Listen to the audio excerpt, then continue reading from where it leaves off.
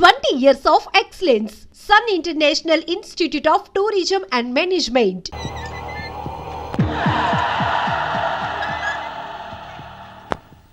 అన్వర్ అయ్యా 100 మంది పనివాళ్లను ఒక బుల్డోజర్ను ఆలయం దగ్గర తీసుకురా. దాన్ని పడగొట్టించాలి. ఒరే రావుడు, అబ్బాయి పెళ్లి ఎంతవరకు ఆగమన్నారు, అంగీకరించాను. ఇప్పటికి ఆగే ప్రసక్తి లేదు. దేవుడి జోడికెళ్తే మహాపాపం రా. దేవుడా? వాడి పేరేంటి? శివుడు. మరి బ్రహ్మ, విష్ణువు, రాముడు, కృష్ణుడు, వినాయకుడు, సుబ్రహ్మణ్యం, లక్ష్మి, సరస్వతి, పార్వతి వాళ్ళు దేవుళ్లే. అల్లా, క్రీస్తు వాళ్ళు దేవుళ్లే. వీళ్ళల్లో ఎవడు గొప్పవాడు? వాళ్ళ నమ్మకాలను బట్టి వాళ్ళ దేవుడినే గొప్పవాడు అనుకుంటారు. అని సరిపెట్టుకోవడం లేదు. మా దేవుడు గొప్ప, మా మతం గొప్ప అని ఒకరినొకరు నరుక్కుని చూస్తున్నారు. నిజంగా దేవుడనే వాడుంటే కొంతమందికి ఎందుకు అన్నం దొరకడం లేదు? కొంతమంది చిన్న వయసులోనే విధవరాళ్ళు ఎందుకు అవుతున్నారు? కొంతమంది పశ్చిమలోనే తల్లిదండ్రులు ఎందుకు పోగొట్టుకుంటున్నారు? అది వాళ్ళ కర్మ. కర్మ అంటే పూర్వజన్మలో చేసుకున్న పాపం. ఆ పాపం నుంచి నీ దేవుడు కూడా వాళ్ళని రక్షించలేడా? రక్షించలేడు. అటువంటప్పుడు నీ దేవుడికి పూజలు ఎందుకు చెయ్యాలిరా? కన్న బిడ్డల్ని సరిగా చూడలేని వాడు తండ్రి కాదు, అందరికీ అన్నం పెట్టలేని వాడు దేవుడు కాదు. వెంకన్న, నువ్వు సద్బ్రాహ్మణుడివి. వేదాలు చదివావు, ఉపనిషత్తులు చదివావు, పురాణాలు చదివావు. నేను ఏమీ చదువుకోలేదు. అసలు దేవుడి ఆకారం ఎలా ఉంటుందో చెప్పు. ఆయనకు ఆకారం లేదు, నిరాకారుడు. అటువంటిప్పుడు గుడులెందుకు, గోపురాలెందుకు, వాటిలో విగ్రహాలెందుకురా? నేను చెబుతాను వినరా. గాలి దేవుడు, అది మనం పీల్చకపోతే చచ్చిపోతాం. నీరు దేవుడు, అది మనం తాగకపోతే బ్రతకలేము. భూమి దేవుడు, అది లేకపోతే మనకు అన్నం దొరకదు. అమ్మ, నాన్న దేవుడు, వాడు లేకపోతే మనం అసలే లేవు. చదువు నేర్పిన గురువు దేవుడు, కష్టంలో, నష్టంలో, సుఖంలో, దుఃఖంలో దగ్గరుండే స్నేహితుడు. స్నేహితుడు అంటే నువ్వు నాకు దేవుడివి. నీకు మొక్కుతాను రా, అంతేగాని ఆ నల్ల రాళ్ళకి రెపరెక్కి కాదు. అంటే గుడి మెట్లకి మొక్కే వాళ్ళంతా మూర్ఖులా? నైవేద్యం పెట్టి నమస్కారాలు చేసే వాళ్ళంతా పిచ్చివాళ్ళ? గుండు గీయించుకుని పొర్లు దండాలు పెట్టేవాళ్ళంతా అమాయకులా? అవును.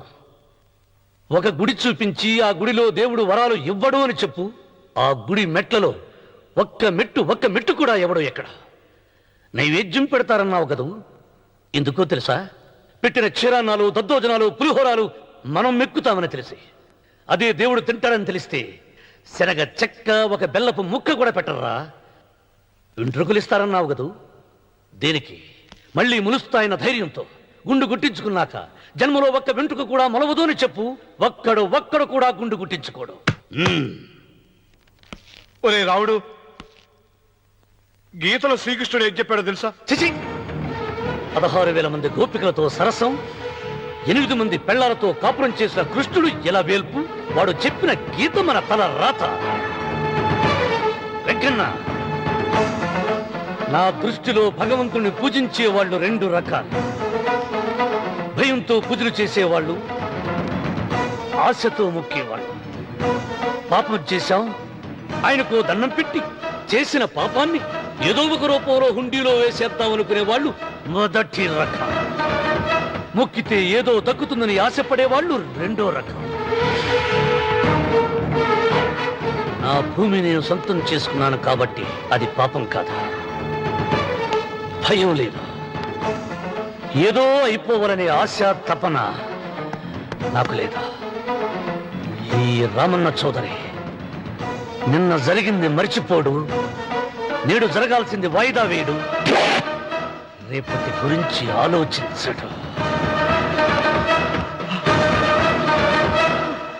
వాస్తు పురుష దేవతాభ్యో నమః. ధ్యాయామి, ధ్యానం సమర్పయామి, ఆవాహయామి, ఆవాహనం.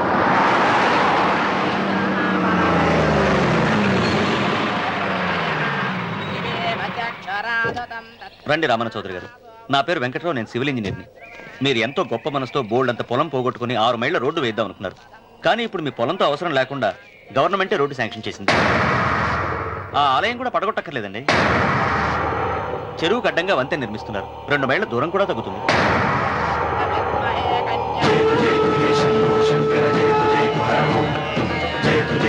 పాట వేయించడానికి నువ్వే వడివిరా, భగవంతుడే వేయిస్తాడు. అమ్మవారి ఆలయాన్ని నువ్వు తాకలేవు. పూలు వేయండి రామన్న గారు. అయ్యో సంస్మరణాత్మం ఆయన ఎవరు? జటాధారి స్వాముల వారు. నీకు తల్లిదండ్రులు ఉన్నారా? లేరు, చనిపోయారు. ఫోటో ఉందా? ఉంది.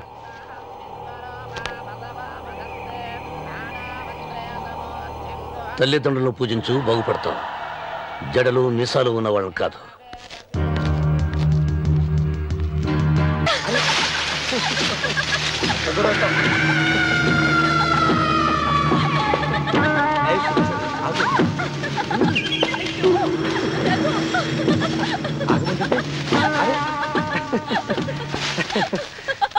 అయ్యో రఘు, నా మాట విను.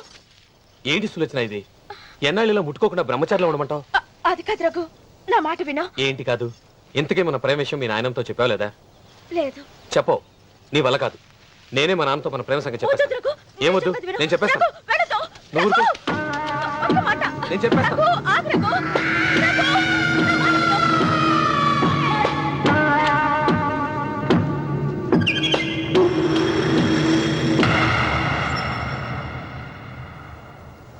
నువ్వా? నేనే. ఎందుకొచ్చావు? నువ్వు మా నాన్నని చెప్పిన రాక్షసుడివి అంటావు. వెంటనే వెళ్ళకపోతే నిన్ను చంపేస్తాను అంటావు కదమ్మా.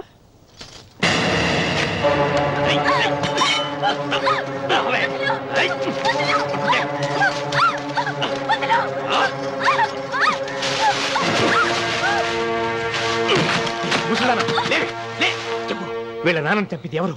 నేనా? నేను చంపానా? నిజం చెప్పు. చెప్పు, ఎవరు చంపారు? ఎవరు చంపారు? చెప్పు.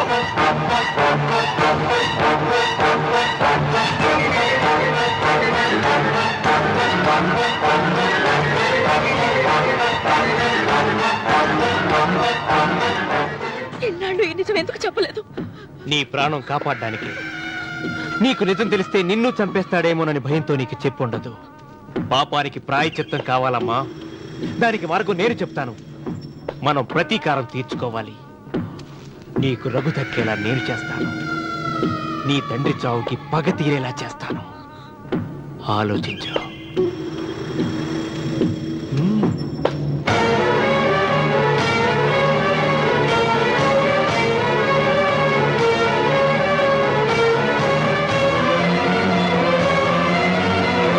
నేను నమ్మను. మా నాన్న దేవుడు. మా తాతయ్యకు జరిగిన అన్యాయానికి ప్రతీకారంగా పొలాలు స్వాధీనం చేసుకున్న మాట నిజమే, కానీ హత్యలు చేసే అంత దుర్మార్గుడు కాదు మా నాన్న.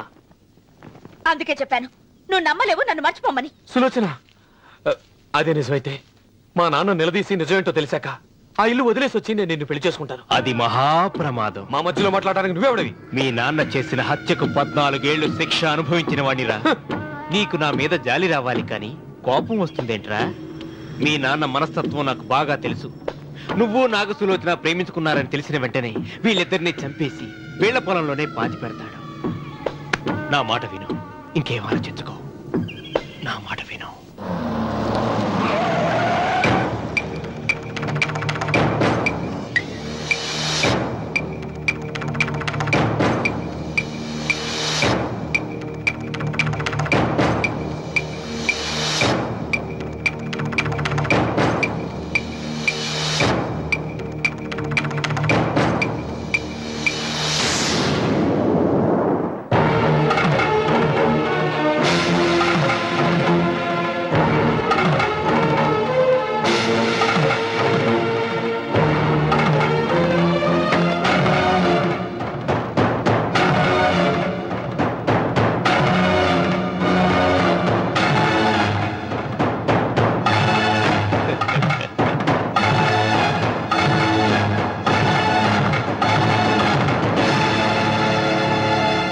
అన్నయ్య నమస్కారం.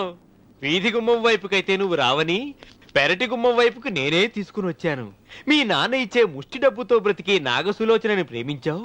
మీ నాన్న ఈ పెళ్లికి ఒప్పుకోడు కదరా అన్నాను. లేచిపోతావు అన్నాడు. లేచిపోతే మీ నాన్న పరువు ఏమవుతుందని నేనే దగ్గరుండి ఈ పెళ్లి జరిపించానన్నయ్య. వాళ్ళ నాన్నను చంపిన పాపానికి ఈ మాత్రం పుణ్యం చేయాలి కదా. వాళ్ళ నాన్నని ఎవరు ఎక్కడ ఎలా చంపారన్నది నేను ఎవ్వరితో చెప్పలేదు. నీ బాధ నాకు అర్థమైంది అన్నయ్య, నీ బాధ నాకు అర్థమైంది. రేయ్, ఏంటి అలా చూస్తూ నిలబడ్డారు? వచ్చి కాళ్ళ మీద పడి ఆశీర్వాదం తీసుకోండి.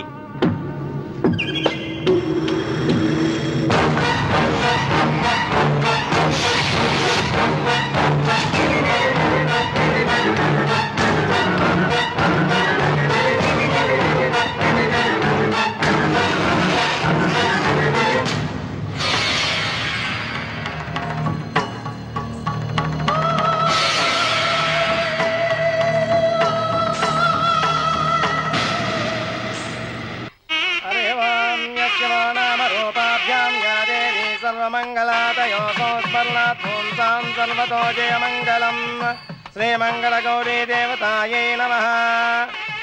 అమ్మా తమ రెండో కోడను కూడా తీసుకొచ్చి కూర్చోబెట్టండి.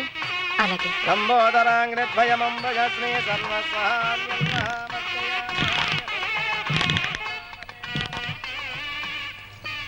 ఏంటమ్మా ఇంకా అలాగే ఉన్నావు? నువ్వు ఈ పూజకి ఏర్పాటు చేయమంటేనేగా మీ మామగారికి ఇష్టం లేకపోయినా ఒప్పించాను. అందరూ వచ్చేసారు. చీర మార్చుకుంటా. నాకున్న చీరల్లో ఇదే మంచిది. నా దగ్గర పట్టు చీరను తీసుకో. మీరు కట్టి విడిచిందా? లేదమ్మా, కొత్త పట్టు చీర ఉంది. వద్దులేండి. పోనీ నాగలైనా పెట్టుకోమా. మీరు పెట్టుకోక మిగిలినవా? కాదమ్మా, నా దగ్గర 7 వారాల నగలున్నాయి. దేవుళ్ళకు కావాల్సింది చీరలు నగలు కాదు, భక్తి. వస్తున్నాను, పదండి.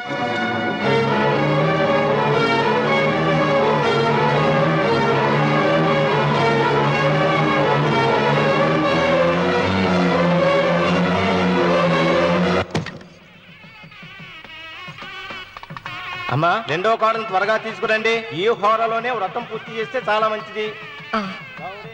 రఘు ఇట్రా. ఏంటమ్మా? వెళ్ళి సులోచన త్వరగా తీసురా. అలాగే.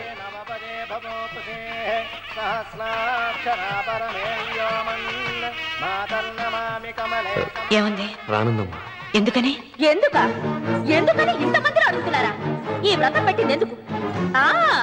నా పెద్ద కోడలు కోటీశ్వరరాలు, అందుకే 25,000 రూపాయల పట్టు చీర కట్టుకుని 10 లక్షల రూపాయల బంగారం ఒంటి మీద వేస్తుందని గొప్పగా చూపించి నా రెండో కోడలు ఏమీ లేదన్న నమ్మకం కదా. మాట్లాడక. అమ్మా, నీ కొత్త పట్టు చీర నగలు తనకి ఇవ్వమ్మా. ఇస్తానన్నారా? తానే వద్దంది. అయ్యో అయ్యో అయ్యో, ఎంత అబద్ధం! ఇస్తానన్నారా? మీరు ఇస్తానన్నారా? చూసారా ఎంత అబద్ధం ఆడుతున్నారు? మీ మొహానికి ఈ నేత చీర వస్తున్నారు చాలే అన్నదు. నాగసులోచన, మీరు అలా అన్నారని ఈ ఇంటి మూలంగా చచ్చిపోయిన మా నాన్న మీద ఒట్టేసి చెప్తున్నారు. మీరు మీ ఆయన మీద ఒట్టేసి చెప్పండి. నేను మా ఆయన మీద ఒట్టేసి చెప్తున్నా.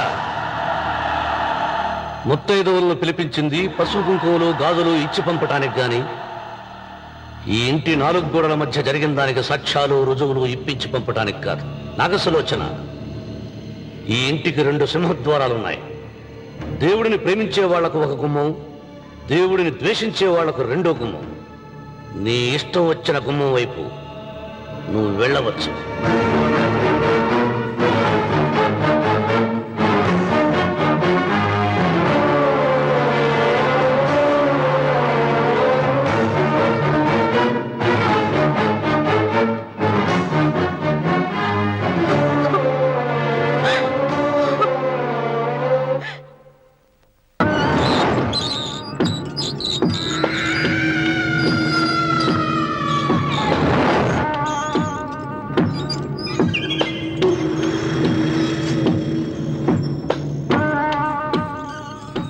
ఏమండి అటు చూడండి. విచ్చిపోతే లేక్కడి నుంచి. నువ్వు తిను మావయ్య. ఏ ఇంటికి నా కోసం వచ్చావు, నిన్ను నేను గౌరవించుకోవాలి కదా. అది మా నాన్న కూర్చుని ఉయ్యాల వల్ల. ఆహా, రేపు ఆయన చచ్చిపోతే ఎవరు కూర్చుంటారు? ఆయన బూడిద పోసి పెడతారా? సులోచన రఘు లేడు. ఎందుకు అలా అరుస్తారు?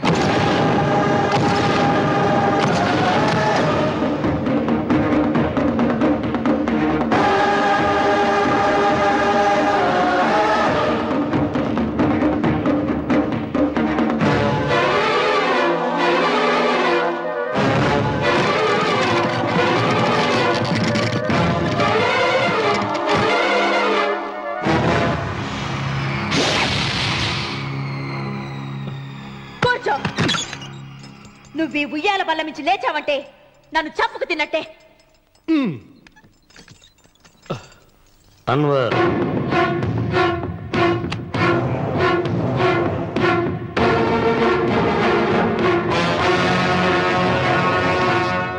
నువ్వు కూర్చో మావయ్య. సులోచన, బుద్ధి లేకుండా ప్రవర్తించకు. వేప చెట్టుకు పాలు పోసి పెంచినా అది చేదుగానే ఉంటుంది, కానీ తీయగా మారదని ఆయన ఎన్నిసార్లు చెప్పినా ఆయన మాట వినకుండా నీ అడుగులకు మడుగులెత్తాను. ఆయన ఎవరనుకుంటున్నావు? ఈ ఇంటికి పెద్ద. దేనిలో పెద్దండి? హత్యలు చేయడంలోనా? పక్కవాడ పొలాలు ఆక్రమించుకోవడంలోనా? వీధిలోకి వెళ్లి పసిబిడ్డని అడిగినా చెప్తాడు ఆయన ఎంతటి నీచుడో హంతకుడోనని.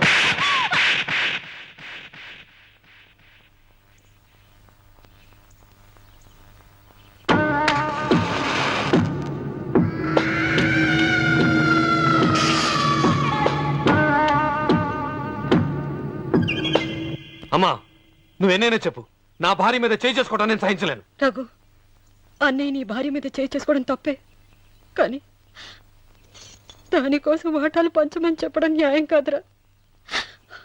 నాన్న అన్నయ్యని కూడా తన వాటా తీసుకుని వెళ్ళిపోమంటున్నారు.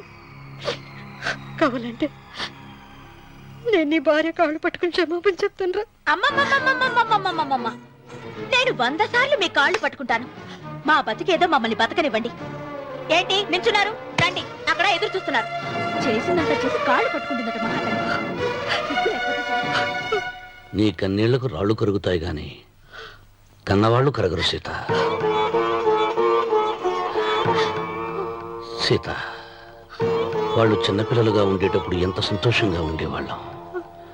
వాళ్ళు పెరుగుతుంటే ఆ సంతోషం తరిగిపోతూ ఉంటుంది. వాళ్ళు మన భుజం దాటి పెరిగాక ఇక గడప దాటి ఎప్పుడు వెళ్ళిపోతారా అని ఎదురు చూడటమే మన పని.